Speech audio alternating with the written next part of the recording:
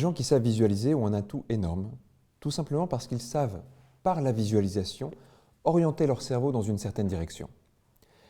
En fait, une bonne visualisation, elle implique nos réactions physiques, nos réactions émotionnelles, et donc quelque part la manière dont on peut vivre ou dont on va vivre les choses. Plusieurs études ont montré, par exemple, qu'un sportif qui visualise un mouvement implique son corps et qu'il aura un véritable résultat musculaire. Ça nous montre une chose, c'est que notre cerveau ne fait pas vraiment la différence entre imaginaire et réalité, au point que si on visualise quelque chose, il le traitera comme une véritable information. En gros, il ne fait pas la différence entre ce que nos yeux enregistrent et ce que nous visualisons à l'intérieur de nous. À partir de là, on sent bien qu'on va pouvoir manipuler notre cerveau dans certaines directions.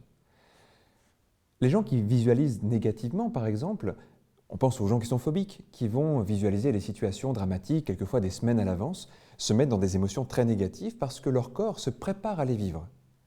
Ça, c'est une très bonne, mauvaise utilisation de la visualisation. On pourrait faire l'inverse, c'est-à-dire visualiser à l'avance quelque chose que l'on désire.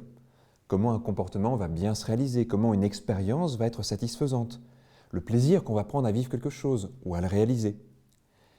Pour être sûr par contre que notre visualisation a un impact, il faut pouvoir vérifier que notre corps est impacté par nos images. Il y a deux façons très simples de le vérifier.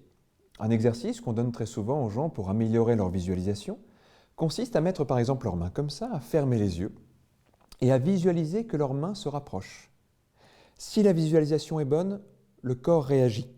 On a alors la sensation d'un mouvement automatique, comme si notre corps bougeait tout seul.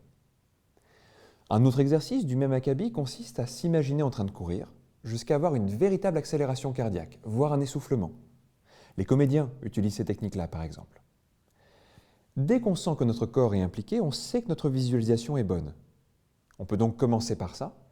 Immédiatement après, visualiser quelque chose que l'on désire voir se concrétiser. Quelque chose que l'on désire voir bien se passer et bien vivre. On est sûr que notre inconscient est impliqué dans cette direction et qu'on tend donc à réaliser l'avenir que l'on souhaite vivre.